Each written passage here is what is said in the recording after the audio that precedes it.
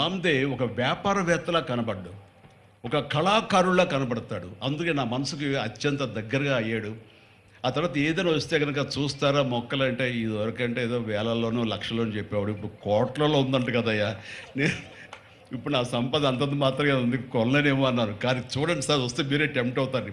ఇప్పుడు గౌరవ ముఖ్యమంత్రి గారితో పాటు అన్నీ వీక్షిస్తుంటే ఎంత టెంప్టింగ్ ఉందంటే, వావ్ ఇవన్నీ మన ఇంట్లో పెట్టేసుకుంటే ఎంత బాగుంటుంది అనిపిస్తుంది. అంత అందంగా దీనికి కావాల్సిందండి వ్యాపార దృక్పథం కాదు, కళా హృదయం ఉండాలి.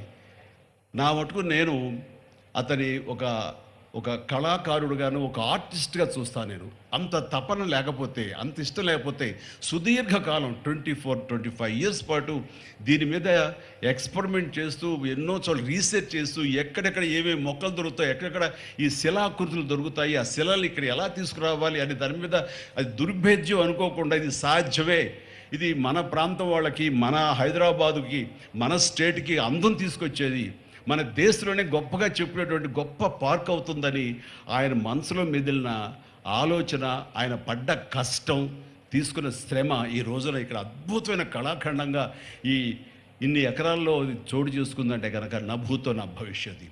ఎవరైనా సరే అంత డబ్బులు ఉంటే కనుక ఏం వ్యాపారం చేద్దాం, ఇంత స్థలం ఉంది కదా, దీన్ని ఎలా రియల్ ఎస్టేట్ చేద్దాం, దీన్ని ఏదో గవర్నమెంట్ వాళ్ళ మన్నలతో వాళ్ళ పర్మిషన్లతో తీసేసుకుని అక్కడ మనం మల్టీ స్టోరీ పెట్టుకుంటే ఆయన జీవితం కాదు కదా, తరతరాలు కూడా నిలిచిపోతాడు. అలా